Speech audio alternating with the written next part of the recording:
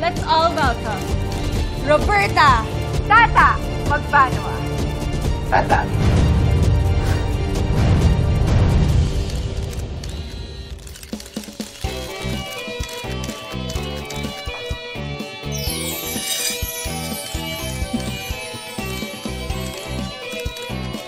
Grabe, ang ganda niya. Magandang gabi po sa inyong lahat. Sa gabing ito, hinain po namin sa inyo ang bago po namin i-offer dito sa Bahay Inasal. Ang bagong panghimagas po namin. At kayo po ang unang makakatikim niyan. Kinataang bilo-bilo? Pero bakit parang may mangga? Ah, tama po kayo. Mas kilala po yan bilang nilugaw sa atin.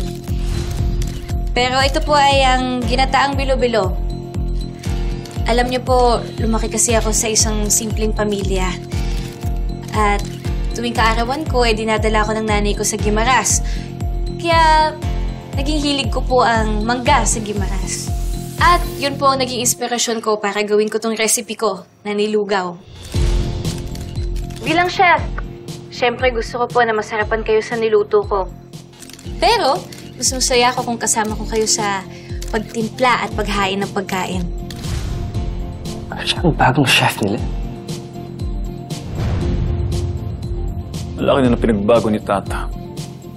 Pati pagsasalita, iba na.